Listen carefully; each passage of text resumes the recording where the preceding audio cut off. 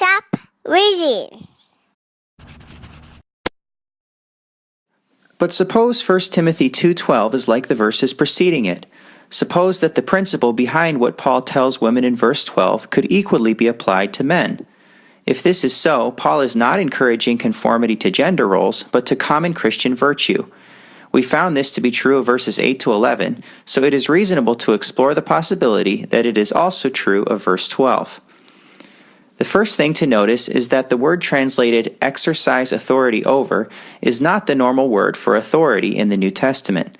The normal word for authority in the New Testament is exousia, a positive word that can also be translated as influence or even choice, depending on the context. But in 1 Timothy 2:12, Paul instead uses the verb authenteo, which is translated exercise authority over in our version.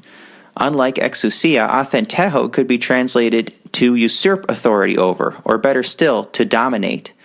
This is the only time this word appears in the New Testament. This is not a positive word. Whenever it is used in Greek literature outside the New Testament, it describes objectionable behavior. It refers to a person who acts on his or her own authority, an autocrat. In other words, anyone, whether man or woman, who would exercise authority over, authenteo, another person would be conducting him or herself in an unchristlike manner. A synonym for this word might be to lord it over someone. Thus, we can think of Paul's desire that women not exercise authority over men in the same way we might think of anger and quarreling in verse 8. There we noted that, even though Paul tells the men not to be angry and quarrelsome, godly women should follow the same instruction. Likewise here, even though Paul says he does not permit women to dominate men, we can assume that godly men shouldn't do this either, whether over women or over other men. Paul is not drawing a contrast here between two gender roles, but between good and bad behaviors. But wait, Paul also says that he does not permit women to teach men in 1 Timothy 2:12. Does this prove that he is thinking about gender roles in this text? No, not necessarily. The only command in verses 11 to 12 is, let a woman learn. This is an imperative. For Paul, women's learning is not optional. He actually commands them to learn.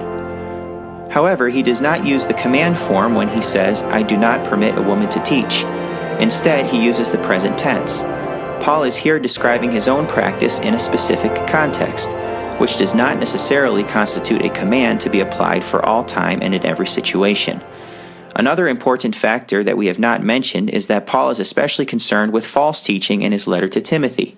When coupled with the negative word to dominate, authenteo, to which we already referred, it is likely that Paul has false teaching in mind here rather than teaching in general. After all, Paul's short letter to Timothy contains several warnings about false teaching. But suppose we assume that teach here refers to teaching generally, not just teaching error. Would there be a legitimate reason apart from gender roles for Paul to prohibit women from teaching? We can begin to answer this question by looking at verses 13 to 14.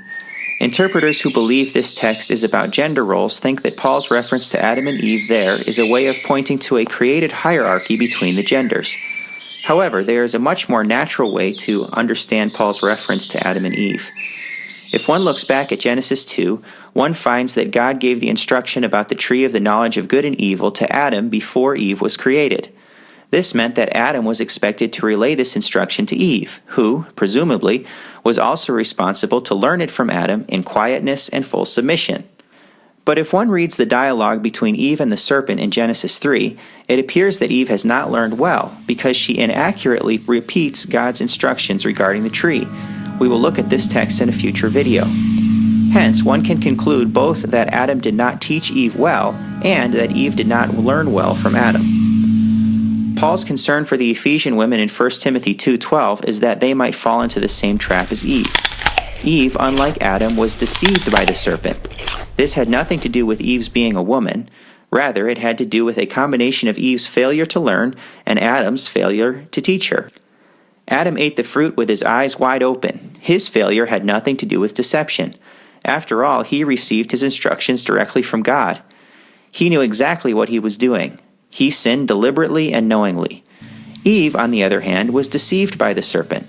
Adam's sin had nothing to do with lack of education, while Eve's sin might have been avoided had she learned properly.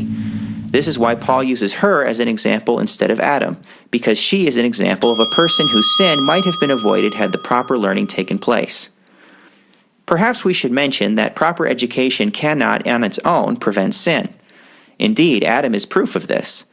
But education can help prevent deception, and this is why Paul makes the education of women mandatory. Now, here someone might say, isn't it obvious that Paul picked Eve as his example because he was talking about women? Doesn't this show that women are, after all, more vulnerable to deception than men? No, this is by no means obvious.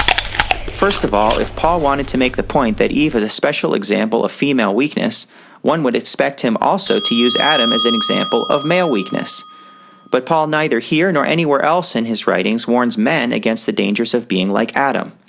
In fact, Paul uses Eve as an example of the dangers of deception also in 2 Corinthians 11:3. But there, Paul is addressing the entire congregation of both men and women.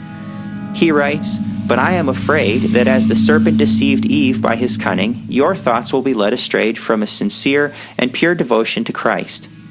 The fact is, Eve is simply a good example from the Old Testament of a person who was deceived, and deception is a danger for all Christians, regardless of their gender. The fact that Eve was a woman had nothing to do with it.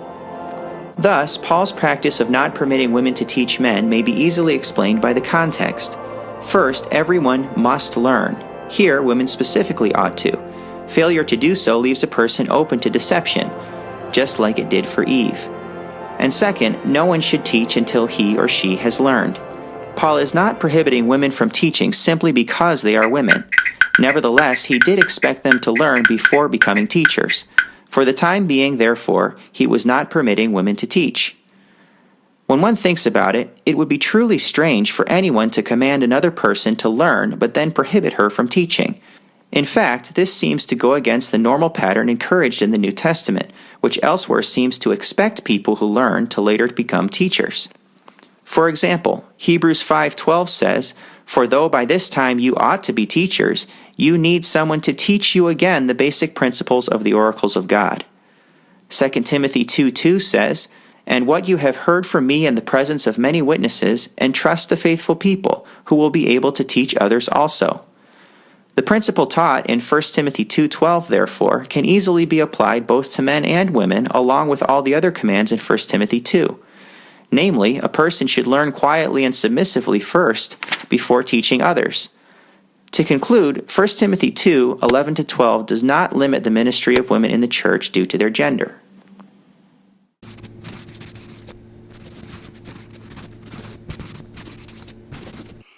Sharp readings.